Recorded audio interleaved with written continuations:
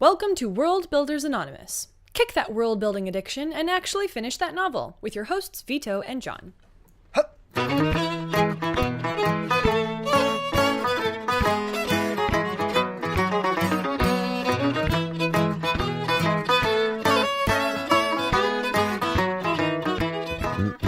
Check 1, 2. Okay.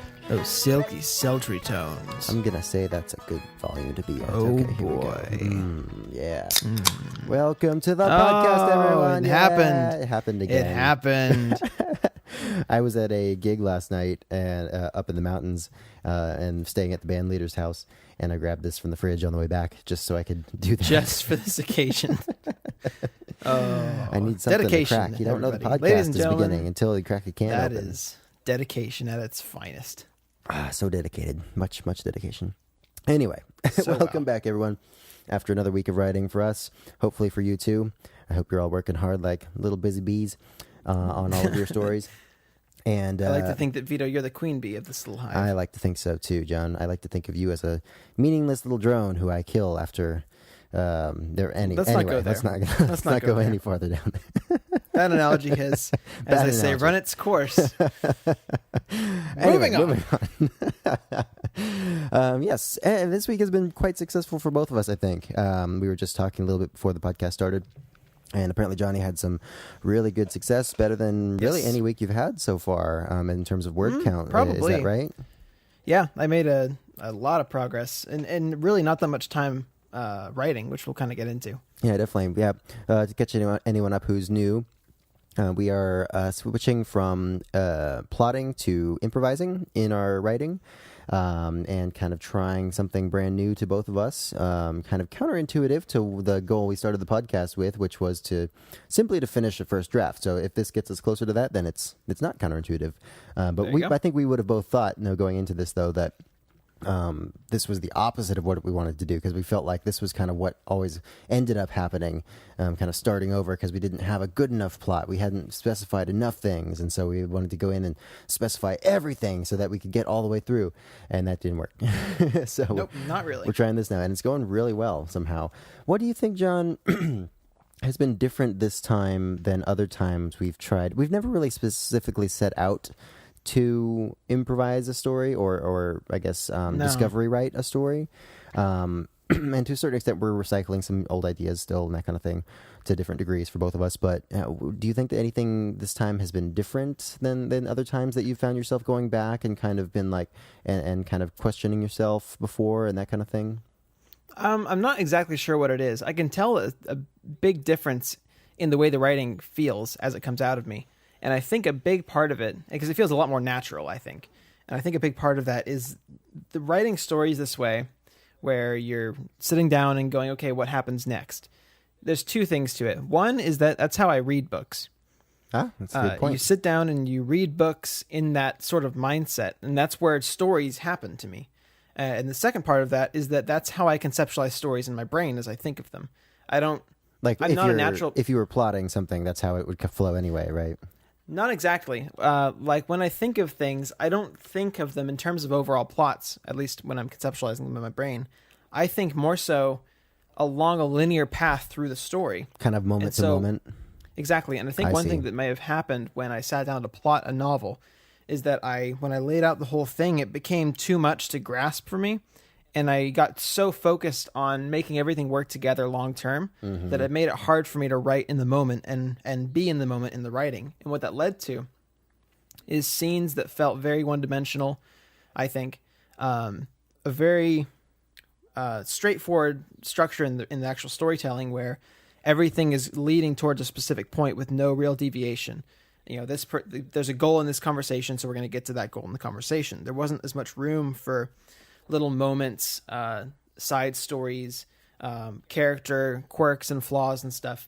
There was less room for that because I was writing along a very particular path. Whereas now, when you don't have that specific path, I mean, there's going to be a path and you're going to find it, but you have room in the writing as you do it to lay tracks sort of sideways in addition to, straight up and down. That's kind of the main difference for me. Yeah, totally. And I don't want to rehash too much, but yeah, I mean, especially in treating a first draft as, or I guess in treating the first draft that you discovery write as just that, a first draft that you can go back and then kind of almost treat as a plot outline in some ways, and keep scenes and shift them around and write new scenes and that kind of thing. And don't, feel the pressure to make it the final product. I think that's working out very well for both of us so far. Yeah, definitely. That makes a lot of sense. I think we both mentioned too, we recently started listening to books on audiobook again, after kind of taking a little bit of a break from that for a while, just because I guess for me, I was just busy, and I kind of got into other things. I listened to podcasts and economics and all kinds of different topics that I enjoy listening to. And I kind of, I know, yeah, I kind of got away from fiction for a while, but I kind of got back to listening to the Witcher series by Andrzej Sapkowski recently. And I really felt like that has kind of gotten the creative juices flowing again. And you always hear that reading is a huge part of writing. I can't remember who said it, but somebody said that like 2/3 even of being a writer is reading books and kind of feeding that creativity so that it can kind of synthesize something else so that in your own writing. And I think that's a big part of it for sure. And I feel that's been helpful. What are you listening to right now? I am going back over Name of the Wind again. Tess and I were having someone over for dinner, and they had never read Name of the Wind, so I recommended it. And in doing so, I endorsed it so much that I'm like, oh, I want to read that again myself. And I've been listening to, so here's what happened before. I was trying to find a book that was in a similar, I was trying to find a book that was in a similar vein to the one I'm trying to write, because I wanted to kind of see, not to rip off ideas, obviously, but just to kind of see how people write that, get some ideas flowing in me, see some things I don't want to do. And as a result, I'm kind of trawling through Goodreads and the Audible store, just kind of looking for something. And that can lead to some really good things, like finding Bloodsong by Anthony Ryan a couple years ago. And it can also lead to some not so great things like The Emperor's Blades, which I did not super enjoy. And in this case, it led me to a book called Among Thieves. I think that's what it was called. And while it has a lot of merits, there's certain things in the writing that just aren't of super high quality to me. Not that I'm a super great judge or anything, but it's a well-written book. It just didn't quite click with me. Yeah, and that's something to pay attention to, because what's going to click with you is what you're going to want to emulate, probably naturally emulate in some ways. And so being able to pinpoint what those things are and why they click with you is an important part of the process too, I think. Right. And kind of figuring out either that or the opposite, why something doesn't click with you. Is a big part of figuring out how to do this thing that we call writing, because it's not very intuitive sometimes. Yeah. And I always feel bad, like, criticizing anything on this podcast. Like, the guy who wrote Among Thieves, I don't recall the author's name, but I'm sure, like, it took a ton of work and it's a good book. And he published a book and you haven't, so, Yeah, and it's no means meant to say, like, oh, he's a bad writer. It's a bad book. It just didn't quite click with me, and I wasn't particularly enjoying it.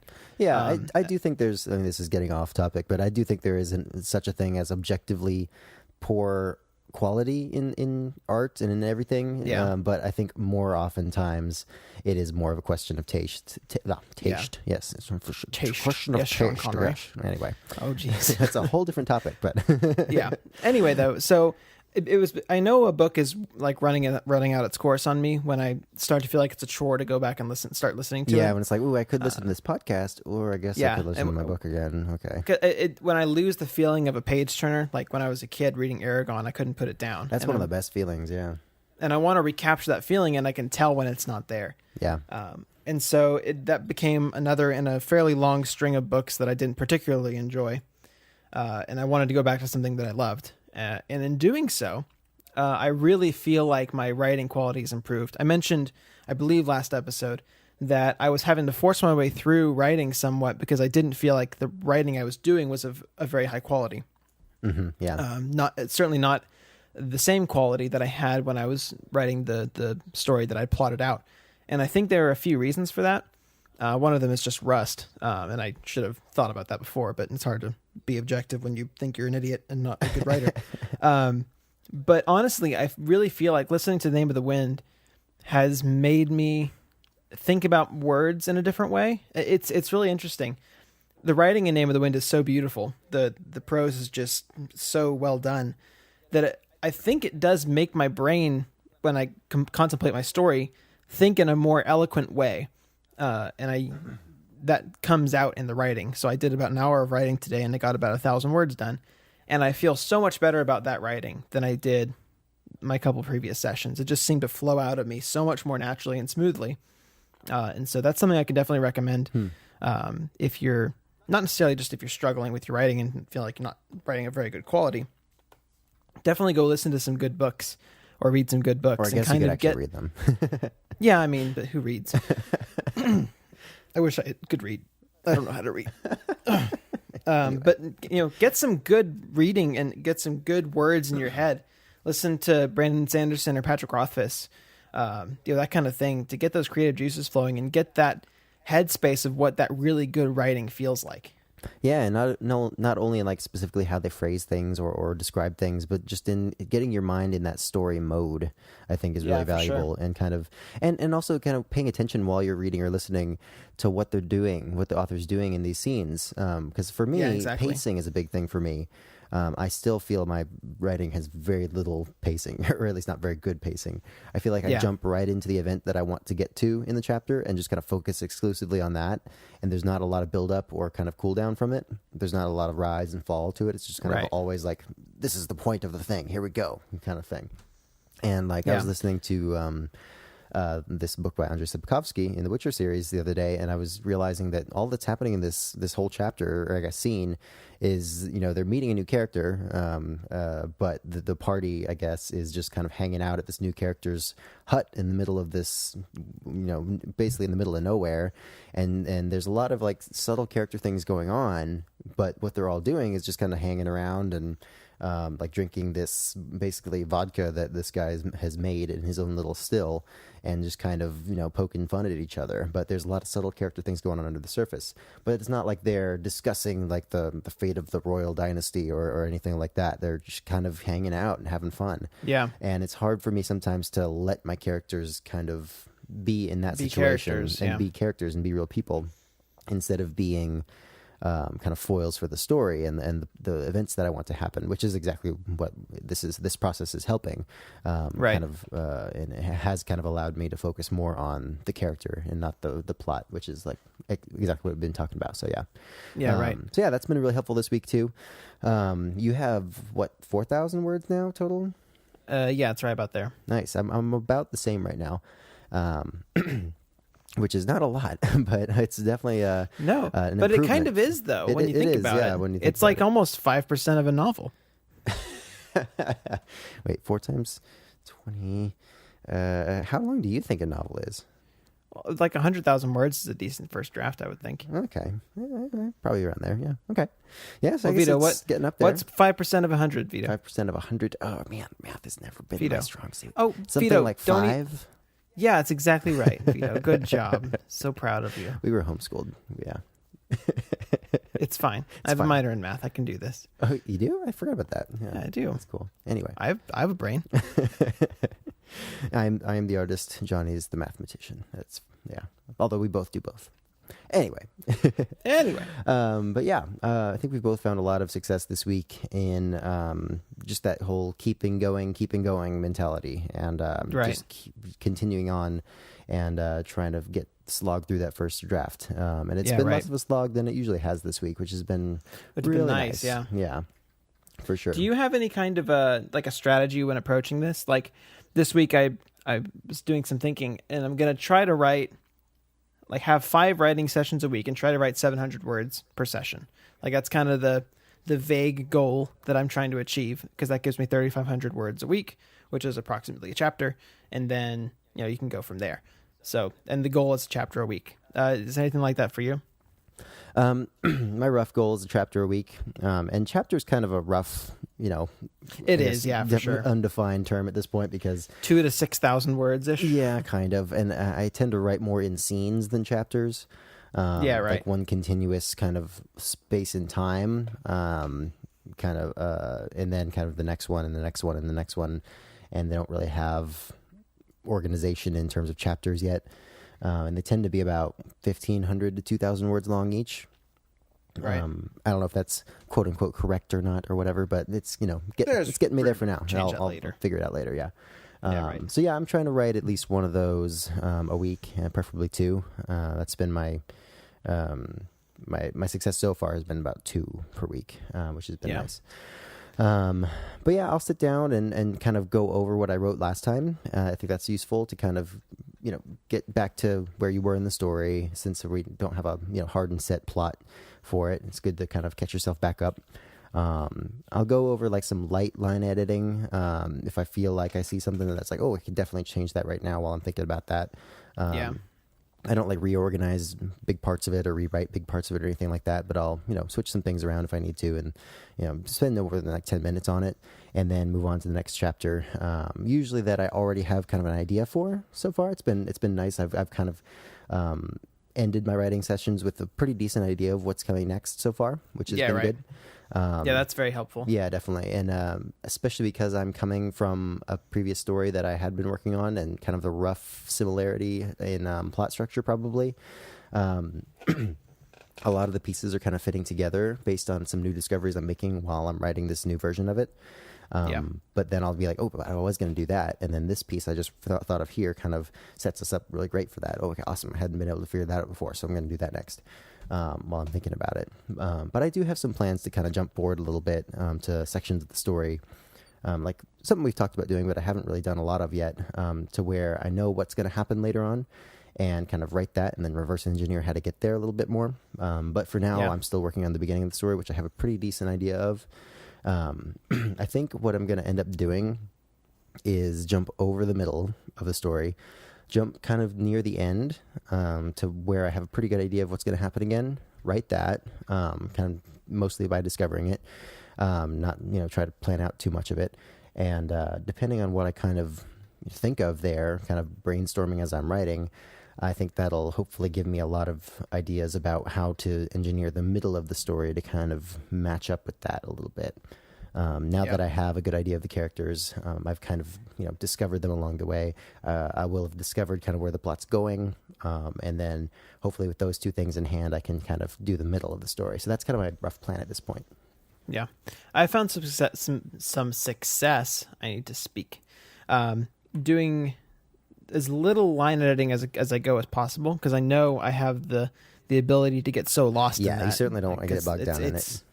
Like the first story I tried to write, I wrote the first chapter pretty quickly, and then I literally spent the next 2 weeks editing that one chapter until I felt like, oh, this is the perfect chapter now. And you feel really good about yourself after that. Then it felt great about that, but it was totally not sustainable, and I had no energy left to continue the story, because I hadn't been in the headspace of writing more story in so long that it just kind of derailed me. But anyway, what I will do though is as I go, I write beginning to end a chapter over the course of a week and a half or whatever it takes.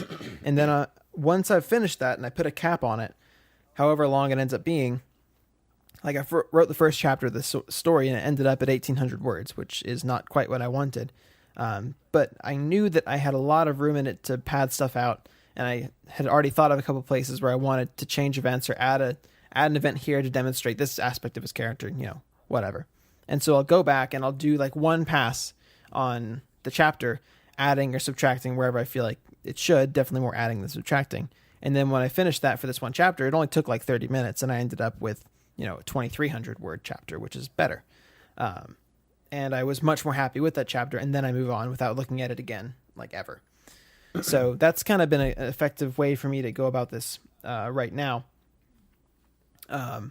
Definitely for me, a worry I have is that I don't have a great idea of what the ending is going to look like because I don't know exactly what the overall plot is yet. And I don't want to think about it too much because I don't want to think about it so much that it ruins kind of the spontaneity of what I'm doing right now. I don't want, and by that I mean I don't want to think about it so much that I end up with a whole plotted outline like I had before, because that's not the idea of what we're doing. But I definitely do want to think about it enough to where I understand where it's going, because I don't want to shoehorn a plot into this whatever it is, because that's just not going to feel good. So for me, one thing I have to do right now is really consider how much to think about where the plot needs to be going and how much to focus on getting the character and, the beginning of the story kind of mapped out. I have some ideas about some stuff that I'm really excited about, but none of it's like cohesive enough for me to where I could explain it to someone right now. But that's definitely a worry of mine. That makes sense, especially when you're working with, basically this nebulous, something that you don't really know what it is yet. Exactly. Yeah. But I love the characters already, and I love where the story is, and I'm definitely enjoying it. But it is kind of a nebulous blob of, these few characters and this setting that I am constructing on the fly, and I just don't know exactly where it's going, and that's worrisome. Yeah, but I mean, I think I'm really excited for you and for me too, but because I feel like once you fall in love with a character, you can put them in a story that, will work. But once you have character solidified and specified in your own mind, I think it's going to be a lot easier to kind of construct a story that makes them interesting and is interesting around them, than it is to do the opposite, to have an interesting story and then construct characters that are interesting within that framework, at least at this point in our, process. We're still in the middle of figuring this out, what works exactly for us and what's the best way to go about this, So. Speaking of the characters, though, here's an interesting observation I had. It's interesting to me. I've found it a lot easier to focus on my character's flaws this way, writing discovery writing instead of the plotting. Yeah. I don't know if there's any correlation really, or maybe it's just a coincidence, but I definitely feel like I have not just a better understanding of, but I can write their flaws better in a way that they actually seem more like flaws. Like I'm already having these ideas of the ways in which he's not a perfect person. And I don't know why that would necessarily be because of the discovery writing, unless it's because when I was writing on a plot structure, it may have been the case that I was so focused on the plot and moving along the tracks, so to speak, that I kind of didn't put in enough characterization to where I even had a character that could be flawed. He was just kind of a person in the story instead of a character. He was kind of a rough approximation of you, essentially. Yeah, as you except kind of go through the story. Yeah, it's a lot like that. But anyway, it's just been easier to kind of make them human instead of, these, automatons that just sort of drift through the story and do whatever their character motivation says they ought to do. Yeah. I feel like I have the freedom to make them more human. Yeah, definitely. I'm kind of feeling similarly so far. And already having ideas about how to kind of even emphasize a lot of those character flaws. And especially because my story revolves around two brothers. And they're supposed to be kind of these opposites that kind of, enforce each other in some ways and kind of lift each other up in some ways and complement each other, but also that their flaws kind of compound and kind of clash with each other at the same time in other ways. And so because I'm not working with a set plot anymore, I can focus at this beginning stage on their interactions and letting them kind of clash with each other rather than having the story kind of happen to them and they both get caught up in it and then kind of maybe like clash a little bit as they go along through the story.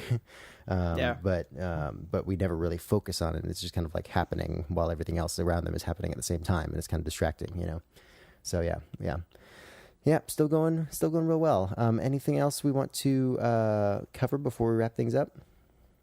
A couple things that I'm going to be focusing on during this next week of writing. The first one, there's two main ones, I think. The first one being, I want to make sure I'm setting a good tone for the story in these first few chapters, largely for myself, because obviously there's room for tone and stuff later. But for me, I feel like I need to establish to myself what the tone of the book's going to be, whether it's kind of dark or whether it's going to be more playful or whatever it's going to be. I need to understand that now. So as moving forward, as I discovery write, I'm writing in the right headspace. Yeah, almost get yourself in that groove so that you can keep going on. Exactly, with it, yeah.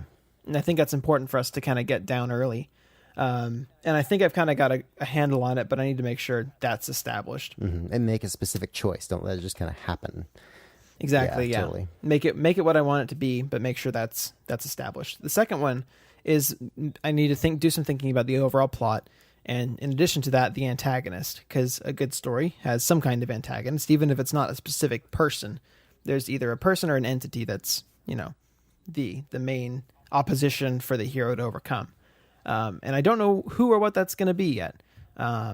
and I don't want it to be kind of a stereotype where, I don't know, if it's, my character's a young thief, maybe it's like the local constable. He has to overcome whatever. Like that's not a good story. It has to be bigger than that.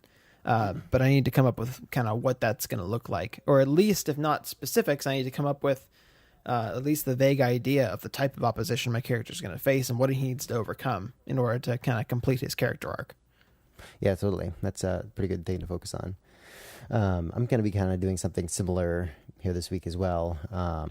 But I already have kind of enough of an idea of where I'm going in the next couple chapters or scenes, I guess. That's kind of my immediate goal, is to get those out of my head while I have them pretty straight, and then kind of refocus on tone and that kind of stuff after that. Yeah, and the same for me. I have the next couple chapters kind of mapped out in my head, and my main focus is going to be getting those down. But some additional kind of things to be always good to have it in cooking mind. On the back burner. Yeah, for sure. It's try to balance as many things as you can if you can actually do it. At the same time. Try not to do too much though. Yeah, we're going to be trying to get out a bonus episode for you guys here sometime soon. Ooh, boy. It's something not related necessarily to our weekly kind of updates. Whether that's having my wife on, who is a writer herself of both screen and stage plays, and someone who has a lot of great insights into storytelling itself that I think you guys would find really interesting. Or I thought, John, maybe also it might be interesting to do kind of a on-air brainstorm back and forth on one or maybe both of our stories or something like that. So something like that we're going to have out for you guys, hopefully before too long. We're trying to get ahead. Yeah, we're trying to get ahead of our publishing schedule so that if one of us has some sort of conflict on a Monday when we usually record, we'll have something in the hopper for you guys.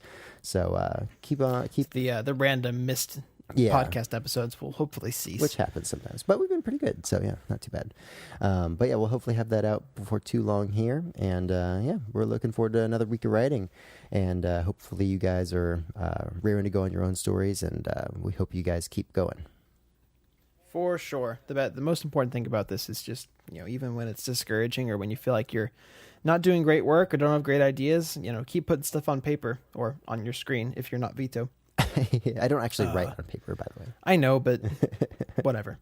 But just keep working at it. You're a lot better of a writer than you think you are, and you can definitely do it. And the words you write are always better than the words you don't write. So that's always There you go. We can find us on social media: Instagram, Facebook, apparently Twitter, still, and yes, you say that every time, and it's always true. Yeah, well, I'm still in a little bit of denial about it. So have you even looked at our Twitter page? Of course not. I think you would. I wouldn't if I wasn't running it. It's not worth looking at. Don't go to our Twitter. Go to our Instagram. It's much better. It's much, much better. Vito curates our Twitter for the most part, or our Instagram for the most part. We're not very good at social marketing promotion. Everyone, why are you even listening to this podcast? Just go somewhere else. We don't deserve you. Oh boy, this is going downhill very fast. You can email us at wbapodcast@gmail.com. Is that right, John? Gold star. Yes, I got it right. Nice. Oh, and we haven't plugged the website in a while. No, we haven't. www.com. www.com. No. Wow. Ah, man, my brain melted.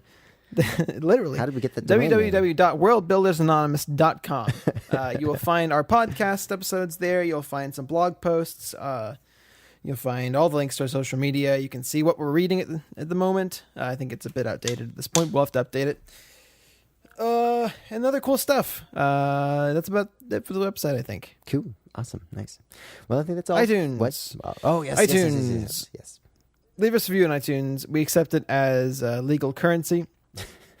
Although we also accept legal currency as legal currency. Although we still don't have a way to accept that from you. But, we'll work Nor on it. necessarily do we plan to, but whatever. I think the IRS might object to writing off iTunes reviews on our tax forms, but whatever, it'll be fine.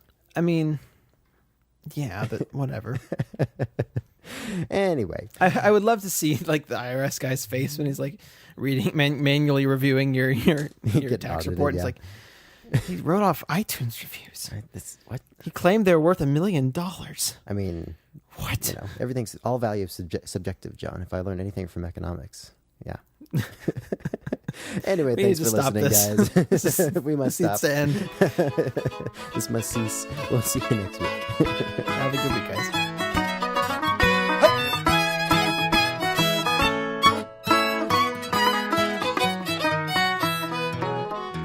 This show is sponsored in part by Audible. Visit worldbuildersanonymous.com/audible to check out what the guys are listening to right now and to receive a free audiobook.